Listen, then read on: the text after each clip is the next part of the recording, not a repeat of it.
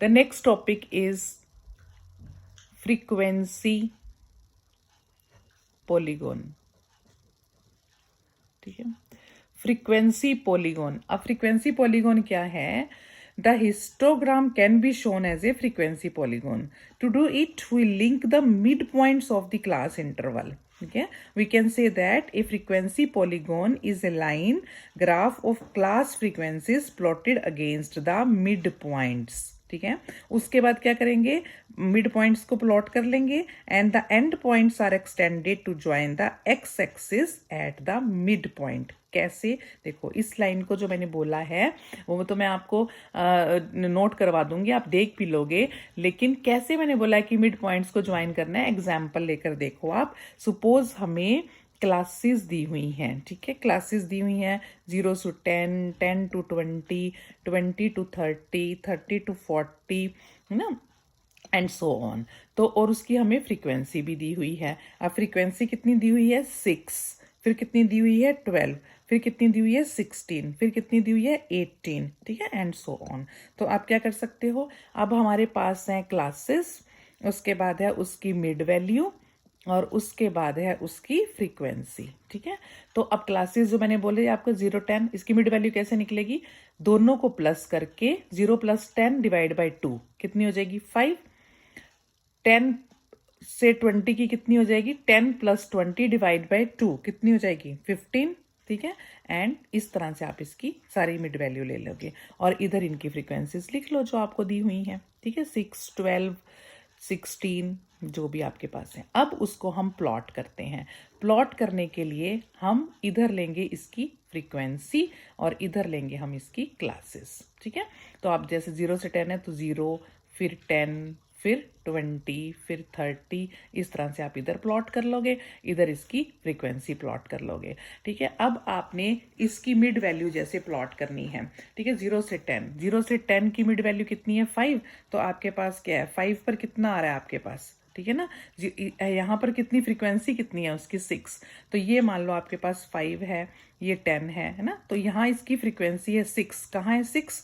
इधर 6 होगी और ये यहाँ पे इधर 6 होगी और इधर मिड वैल्यू कितनी है इसकी? 5. तो ये 5 पर ये पॉइंट बना. ठीक है, नेक्स्ट पॉइंट मान लो यहाँ बना. नेक्स्ट पॉइंट कैसे बनेगा आपका? नेक्स्ट पॉइंट कितना है? 15 पे. ठीक है, 15 पे कितना है?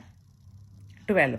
तो ये आपका ये मान लो अप्रोक्सीमेट यहाँ 12 है और यहाँ पे मान लो 15 है ना. तो इसी तरह से नेक्स्ट पॉइंट. तो आप सारे पॉइंट्स जो हैं प्लॉट कर लोगे. प्लॉट करने के बाद आप उनको इस तरह से लाइन से ज्वाइन कर दोगे उन पॉइंट्स को फ्रीली. ठीक है, अब बचेंगे एंड पॉइंट्स. एंड पॉइंट्स का क्या करेंगे हम? जितने पॉइंट्स आपको दिए होंगे आपने ज्वाइन कर लिए, इनको इनके मिड वाले पॉइंट्स से आप ज्वाइन कर दोगे. इसको जो लास्ट आपके पास इंटरवल होगा उसके मिड पॉइंट से ज्वाइन कर दोगे. तो ये बन जाएगा आपका फ्रीक्वेंसी पॉलीगॉन. ये क्या बन गया आपके पास? Frequency polygon. ठीक है, इसके बाद है फ्रीक्वेंसी कर्व्स. अब फ्रीक्वेंसी कर्व्स क्या होते हैं? अगर हम जो है मतलब फ्रीक्वेंसी कर्व किसे कहेंगे? ठीक है, पहले समझ लो सारा. Frequency curves. फ्रीक्वेंसी कर्व्स क्या होते हैं कि A smooth frequency curve is drawn through the various points of frequency polygon. तो ये जो points आपके frequency polygon के आए थे, इनसे अगर आप एक smooth कर्व प्लॉट कर सकोगे, स्मूथ कर्व जाएगा, जैसे भी जाए कर्व, जितना भी जाए कर्व, तो वो कर्व होगा फ्रीक्वेंसी कर्व. ठीक है, and there are different type, मतलब उन पॉइंट्स के हिसाब से कर्व जाएगा आपका, पॉइंट्स के हिसाब से कर्व. ठीक है, और कितने टाइप्स के कर्व होते हैं आपके पास? कई बार जो है आपके पास कर्व बनेगा वो बेल शेप्ड कर्व बन जाएगा, मतलब ये बेल शेप्ड कर्व बन जाएगा. ठीक है, अगर मैं कहूँगी कि वो राइट साइड ज़्यादा चला गया तो वो राइटली स्क्यूड हो गया. कई बार मैं कहूँगी कि वो लेफ्ट साइड ज़्यादा चला गया तो वो राइटली स्क्यूड हो गया. कई बार हाफ जाएगा, कई बार इस तरह से जाएगा तो बायो मॉडल जाएगा. बायो मॉडल मीन्स ऐसे ऐसे बनेगा. ठीक है, मल्टी मॉडल जाएगा. तो कई तरह से टाइप्स ऑफ फ्रीक्वेंसी कर्व्स हो सकते हैं. ठीक है, these are the frequency curves. The next topic is ogives. ठीक है, अब ओजाइव्स क्या है आपके पास? ओजाइव क्या है आपके पास? अब ओजाइव जो है उसको आप बोलोगे क्यूमुलेटिव फ्रीक्वेंसी कर्व. ठीक है। क्यूमुलेटिव फ्रीक्वेंसी कर्व और अजाइव्स, मैंने आज ही आपको बताया क्यूमुलेटिव कैसे निकालते हैं। अगर आपके पास कोई वेट दिया हुआ है, ठीक है, मान लो कोई भी वेजेस दिए हुए हैं। अब वेजेस कैसे दिए हैं, 100 से 200, 200 से 300, 300 से 400, इस तरह से। और नंबर ऑफ पर्सन्स कितने हैं हमारे पास, नंबर ऑफ पर्सन्स। अब नंबर ऑफ पर्सन्स 100 to 200 में कितने हैं, 3। 200 से 300 में कितने हैं, 10। 300 से 400 में कितने हैं, 14, ठीक है, एंड सो ऑन। अब देखो ये हमारे पास क्या है, इसकी ये हमारे पास डाटा दिया हुआ है। अब मैंने आपको सुबह भी सिखाया था कि लेस क्यूमुलेटिव बनाना है इसका, ठीक है। अब यहीं पे मैं लिखती हूँ ताकि आपको पता चलेगा क्यूमुलेटिव कैसे बनेगा। देखो क्यूमुलेटिव में आप पहले लगाओगे वेजेस, वेजेस और फिर लिखोगे number of persons, number of persons, ठीक है। अब एक बना लो आप लेस देन का, तो लेस देन वेजेस। अब लेस देन वेजेस में आप मुझे बताओ लेस देन 200। अब लेस देन 200 कितने हैं, 100 से 200 के बीच में 3 है, तो लेस देन में 3 ही हो गए, ठीक है। उसके बाद लेस देन 300 कितने हैं, लेस देन 300 कितने हैं, अब बताओ लेस देन 300 कितने हैं, ये दोनों आएंगे ना, 10 ये और 3 ये, यानी कि 13 हो गए। लेस देन 400 कितने हैं आपके पास, अब ये भी 400 यहां तक, पूरे यहां तक, तो 10 + 3 + 14 27 आएंगे। क्यूमुलेटिव, इस तरह से आप इसका क्यूमुलेटिव बना लेंगे, ठीक है। अगर मोर देन निकालना होगा आपका, तो जो लास्ट में इसको प्लस कर करके जो लास्ट पे मान लो 85 आया है, तो वो यहाँ पे मोर देन में मतलब, और वो कितने तक आया, मान लो 800 तक आया, तो वो मोर देन का यहाँ पे आपके पास बन जाएगा, ठीक है। मैं अभी आपको दिखाती हूँ किस तरह से आपने, और उनको पॉइंट्स को जब हम मिला लेते हैं तो वो बन जाता है हमारे पास लेस देन ओजाइव या less than cumulative frequency curve, और more than ogive, more than cumulative frequency curve. अब देखो ध्यान से, मैंने अभी बोला आपको ये वेजेस हैं, ठीक है, ये वेजेस दिख रहे हैं आपको।